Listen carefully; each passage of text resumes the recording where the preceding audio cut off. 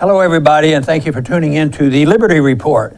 With me today is Daniel McAdams. Daniel, good to see you. Happy Monday, sir. Good to see you here today, and I want to talk a little bit about the renewed effort in the drug war. People are still using drugs, still a lot of problems, still a lot of people in prisons, there's still a lot of addiction, society is sick, so what we need is an authoritarian approach to this. There was a time when they didn't, the do-gooders recognized that alcohol was a horrible, horrible thing, so they did prohibition. They tried it for 13 years, found out it made it much worse. Well, we've been at this drug war for now, really since the Nixon era, probably 45 to 50 years, and nobody has any evidence that has anybody benefit except the drug dealers and the law enforcement people, the people who run private prisons, and who knows, maybe some sinister forces can profit from this in a secret manner, like the CIA and others. Who knows what goes on, but it's a big business. But Trump, we criticize him because he flip-flops. I wish he had flip-flopped on this one. Because he hinted, he says, we need to be tougher in the drug law. And then Sessions has never, Attorney General Sessions, never hid his feelings about what happened. But he comes across as a humanitarian. He wants to, do the right thing and take care of the people. And I believe he's very sincere. But he hasn't read history. So I'd like to discuss that a little bit and hopefully persuade a few people to reassess, because it looks like there's going to be some people on our side of this argument, and maybe there's going to be some kickback on this and say, why are we going backwards? And the big issue I think that they're talking about is tougher enforcement, more mandatory sentences. There used to be a time you got caught with one marijuana cigarette, you got put in with criminals for years. It was horrible. And there was progress made in spite of the Republicans just determined never to admit maybe there was some progress in this area under Obama, and there was less of that. And but here we are today, stepping back, from an approach of allowing states to make decisions, nullification. I saw it as a positive thing. Unfortunately, I'm a little discouraged right now. Hopefully, we can persuade others to join us in this effort. And there wasn't a lot to cheer about in the Obama administration. We picked out quite a few things that he did pretty well. This was one of them. He directed Attorney General Eric Holder to consider the mandatory minimum problem when looking at how to sentence people for drug offenses. If having a certain amount would trigger a mandatory minimum of, say, 20 years or something, then you might not mention that in the indictment or what have you. So this is what on Friday, Attorney General Jeff Sessions sent a memo out to federal prosecutors saying that they should discard this and go back to pursuing the most severe penalties allowed, even if it triggers big mandatory minimums. Right. In many ways, there's some similarities to what they tried in the 20s and early 30s. Try to mold social policy and trying to get people who are doing things voluntarily and prohibit that type of activity. It didn't take as long as this one has taken, but I want to read just a little quote from the justification for having prohibition of alcohol, all the wonderful things that it would do. And there was a big effort. It had gone on for decades. Alcohol wasn't social behavior, it was alcohol was the monster. And it goes like this. This was called the Noble Experiment. It was an experiment that failed. Was undertaken to reduce crime and corruption, that's good. Solve social problems, that's good. Reduce the tax burden, that's good. Created by prisons and poorhouses, and improve health and hygiene in America. The opposite happened. It was horrible, and it made no benefits. But now Sessions comes out, and he has two reasons to talk about this, and this is more justice and morality. That he's going to do this. He's going to come down hard on for the sake of justice, even if somebody has done no harm, even if they're in their own house doing something that may be harmful to them. But just think of the social justice warriors if they use this principle. I mean, they think, just speaking out and using the wrong words is a crime. Yeah. So what happens when you get somebody in like that if they haven't committed an injury to somebody? But why is it that they never seem to learn from history? It was a total failure. There were more crimes, more prisoners, more costs. Price went up. Ultimately, there was no reduction in drinking alcohol. The alcohol became more dangerous, and it absolutely backfired. But two things I'd give them credit for back in that time. The first thing is they were so much locked in the past. They actually thought, well, this is big time. We need to change the Constitution to do this, and of course they don't do that now. They just go ahead and do it, and they don't have to worry about that. So I just can see no benefit from taking something like a person who becomes addicted. Today, addiction, the major part of addiction today is the fault of the medical profession, and there's more problems with prescription drugs than there are from street drugs. So, and then of course the danger of drugs being manufactured in a different way makes it more dangerous and more costly and more dangerous. And of course, the private prisons right now are on the side of all these laws. Well, we need more prisoners. Just because we have the most in the world, that doesn't mean we can't have more. So there's two things. One are the humanitarians who are going to save the world with false notions, and the other are is the people who benefit, materialistically from this. And there's quite a few groups in that group. Yeah, and to get a sense of the magnitude of the problem of even the current drug situation, and it actually has decreased incarceration rate over the past couple of years since the Holder changes. But there's a site called Drug Sense, and they run this thing called the drug war clock, and it just constantly ticks and shows how much is spent, et cetera. And I took a look at it before the show, and people arrested for drug offenses thus far in 2017, 625,000 people. People arrested for cannabis this year so far, 322,000 people. Money spent so far in 2017 on the drug war, $15.3 billion. And I think that's just on the surface. I think, of course, as you've suggested, there are many other places where money's being spent in the drug war too. Well, I mean, you can carry this to an ugly conclusion. What if any habit that people have that might be detrimental to their health, if it becomes the responsibility of the government? Can you imagine eating, drinking, exercising, what you read and what you do and what groups you associate with, which the social justice warriors are interested in doing? So it is so absurd to think that they take care of this. Increases the violence. But what people can't seem to understand, especially more so on the conservative side of the political spectrum, is that people shouldn't be doing that. They shouldn't be smoking marijuana. Yeah, that's true. They shouldn't be doing that. And people shouldn't drink excessively. But they do not look at it that way. They look at it, they have this moral responsibility to make people better people within themselves. They don't draw a line.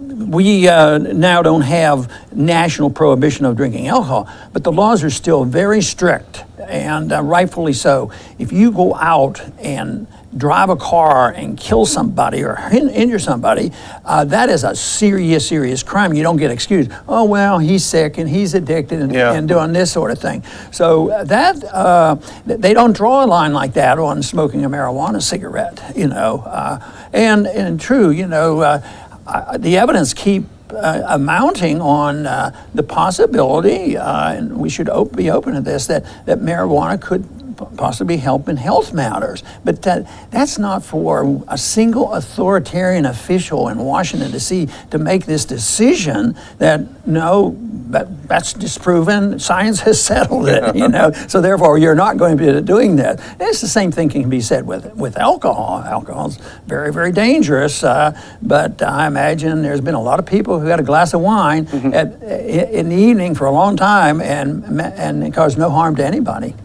You know, this interesting. Steve Chapman, he's a commentator, and he had an interesting piece I was looking at earlier. He brought up the issue of the opioid problem, which, you know, it's an epidemic. It's a terrible problem.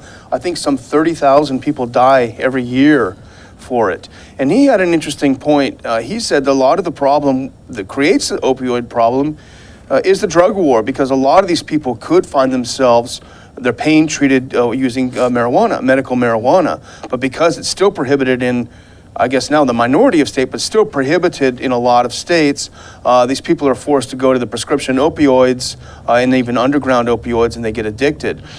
He pointed out 30,000 die each year from opioids. Nobody dies from marijuana. So it's the drug war contributes to the problem that they blame on the drug. But also how this atmosphere has contributed to the abuse by the police, the militarization of the police, the SWAT teams, the no-knock breakdowns, going into the wrong houses. It goes on and on. That's been happening for a long time.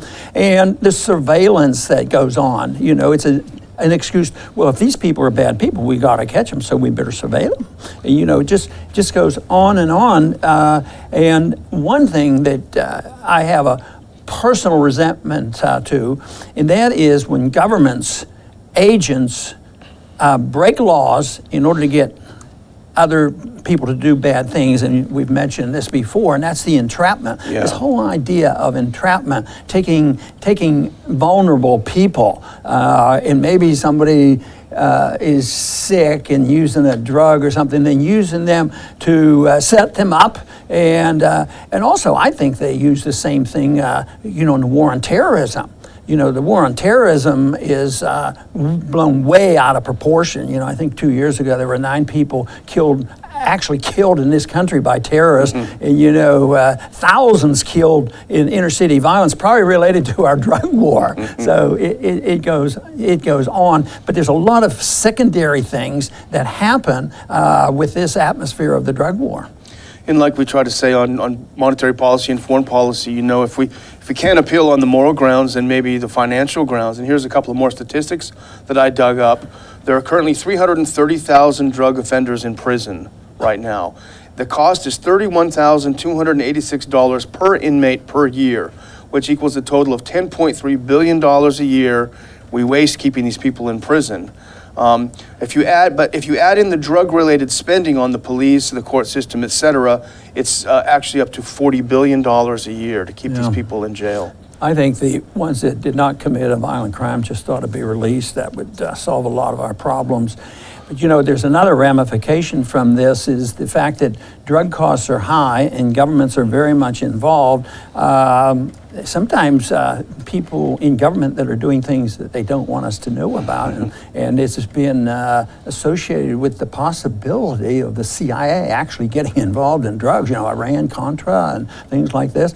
And, you know, as bad as the Taliban may be in some of their beliefs and how they run their society, they didn't like opium. They got rid of it. There was no opium in there until we invaded them and took it over. Then all of a sudden there's a big business. Well, where are all these profits going? You know, these profits go somewhere. Somebody said there's a big coalition to keep these drug laws on. It's a coalition with the religious fundamentalists who are the ones who you know, for good reasons want people not to use drugs. Then there's also the drug dealers. I mean, the drug dealers don't want to get rid of these laws. What if the price came down and it was sold like alcohol? You know, alcohol is a deadly drug. It's still probably the most deadly drug in the country, but nobody goes out trying to check and see if a 10-year-old, obviously, a teenager out, well, he got a 6-pack of beer. Yeah. So where did he get it? They don't do that because it's not quite like getting marijuana. I've been told alcohol is legal, and teenagers have a harder time getting alcohol than they do marijuana, and that's sort of scary. That's probably true.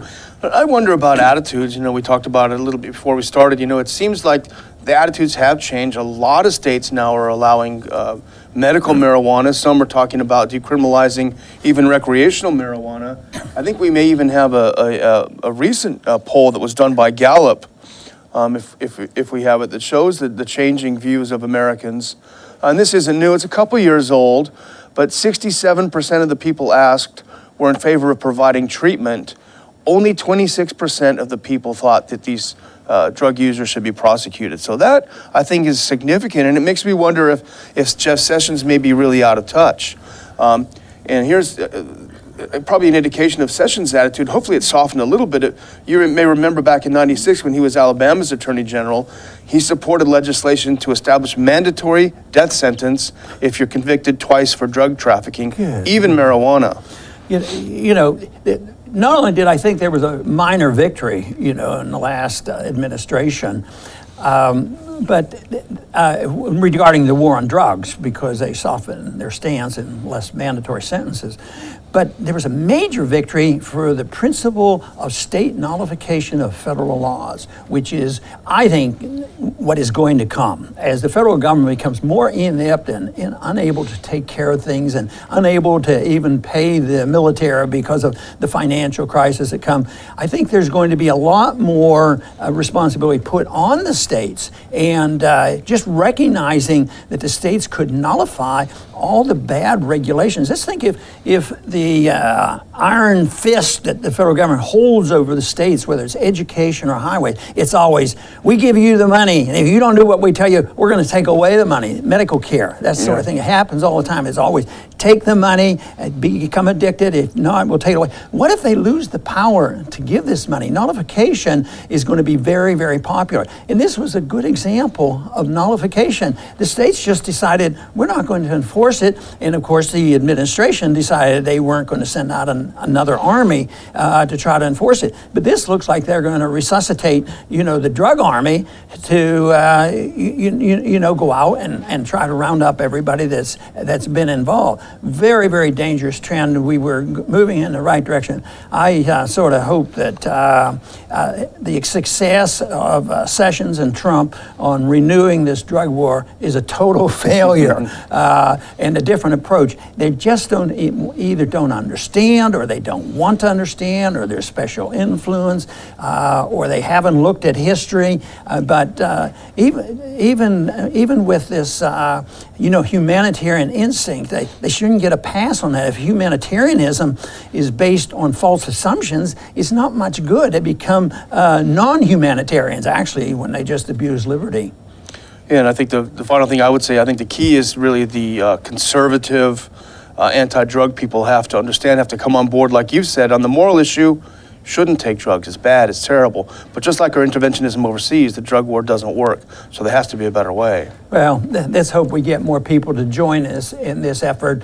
And it's something I've been optimistic about over several decades. I said someday we're going to wake up in this country, just like the country woke up in 1932, 1933, and say, hey, this prohibition of alcohol isn't working. And they went back and changed the Constitution again. I wished what we could do now is have attention drawn to the Constitution. Just read it and find out that they don't have the authority to march around the country and tell people what they can smoke and drink and what they can do. Even if somebody wanted to do it, it's not a federal function to do this. So it is a shame. It's a mess. It is also a reflection of the culture that we live in. And society here invites this type of behavior. I think these drugs are just horrible for people. And the longer I was in medicine, and then the longer I study politics and all, the more I have become more anti-drug use, because I think the medical profession hasn't done a good job on it. There are times when they emphasize, the use of pain pills, and then people dying with cancer can't get pain pills. I mean, it's way out of control. It's personal responsibility that we have to have renewed. We have personal responsibility, and it's usually not meddled with, and that is when we talk about our spiritual life. And up until these recent years with the cultural Marxists, we were allowed to read and say and use words and talk as much as we wanted. But it's been pretty traditional that governments, including the federal government, has been involved in being the protector of what we put in our bodies. And I think that's wrong. I think in a free society, you make up your own mind. And you need to learn your lesson yourself, or your family, or friends, or somebody else, but not to say, well, the government will take care of me. I ran across things in medicine that really annoyed me, and that is the comfort level that doctors will put in with the FDA. Oh, the FDA approved this. Oh, wonderful. You go out and use the drug and people die from it. Then you're in a lawsuit. Why did you give them this horrible drug? And then this doesn't work. Personal choices should be what is used, and there will be mistakes. But nothing like it is when the government makes these mistakes, either through policies of the FDA or through the policy of law enforcement and wanting to take care of the people and making them better people and teaching their habit. Drinking is bad, smoking is bad, and we're going to enforce those laws. We need the American people to wake up and say, we've had enough of this federal government authoritarianism telling us what to do in every minute of our lives, whether it's personal liberty, whether it's economic liberty, and also expanding that to assuming we have the right and the authority to go around the world and tell other people what to do. So I think we have a long way to go, but the basic principle of liberty, of minding our own business and acting responsibly and never create violence or cause harm, would go a long way to solving our problem. And that's what the libertarian message is all about. And it's becoming more appropriate every day because the system we have today is totally failing. Just look at the failure of the drug war. It's failing. That's an authoritarian approach. That is why we need to look at the cause and the personal responsibility that comes with the understanding what personal liberty is all about. I want to thank everybody for tuning in today to the Liberty Report. Please come back soon.